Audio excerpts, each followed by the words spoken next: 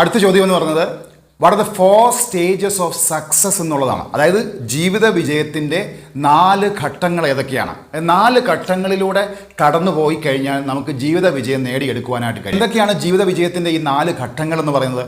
ഒന്നാമത്തെ സ്റ്റേജ് എന്ന് പറഞ്ഞാൽ പ്രിൻസിപ്പിൾസ് എന്നുള്ളതാണ്. അതായത് ഒന്നാമത്തെ ഘട്ടം എന്ന് പറഞ്ഞാൽ പ്രിൻസിപ്പിൾസ്. അതായത് സക്സസ്സിന് കുറച്ച് പ്രിൻസിപ്പിൾസ് ഉണ്ട്.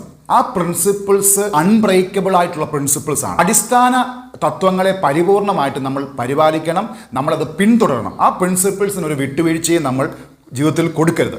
രണ്ടാമത്തെ കാര്യം എന്ന് പറഞ്ഞാൽ ഹൗ ദ പ്രിൻസിപ്പിൾസ് വർക്ക്സ്. അതായത് ഈ പ്രിൻസിപ്പിൾസ്, ഈ അടിസ്ഥാന തത്വങ്ങൾ എങ്ങനെയാണ് പ്രവർത്തിക്കുന്നത് എന്ന് പഠിക്കണം.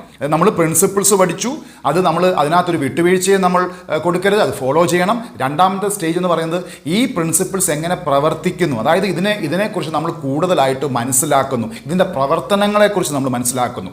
മൂന്നാമത്തെ സ്റ്റേജ് എന്ന് പറയുന്നത് പ്രിൻസിപ്പിൾസിന് പ്രാക്ടീസ് എന്നുള്ളതാണ്. അതായത് രണ്ടാമത്തെ സ്റ്റേജ് ആയിട്ടുള്ള പ്രിൻസിപ്പിൾസ് എങ്ങനെ പ്രവർത്തിക്കുന്നു നമ്മൾ മനസ്സിലാക്കുന്നു. അതിനുശേഷം ഈ പറയുന്ന പ്രിൻസിപ്പിൾസ് അല്ലെ തത്വങ്ങൾ നമ്മൾ തന്നെ നമ്മുടെ ജീവിതത്തിൽ അത് നടപ്പിലാക്കി നമ്മൾ പ്രാക്ടീസ് ചെയ്ത് നോക്കുന്നു. അപ്പം നമ്മൾ ഈ പറയുന്ന നമ്മുടെ തത്വങ്ങൾ, അടിസ്ഥാന തത്വങ്ങളെ നമ്മൾ പ്രാക്ടീസ് ചെയ്യുമ്പോൾ നമുക്ക് ഏകദേശം ഈ പ്രിൻസിപ്പിൾസ് നമ്മുടെ ജീവിതത്തിൽ വർക്ക് ചെയ്യുന്നതിനെ പറ്റി നമുക്ക് ബോധ്യപ്പെടും. അതിനുശേഷം നാലാമത്തെ സ്റ്റേജ് എന്താണ്?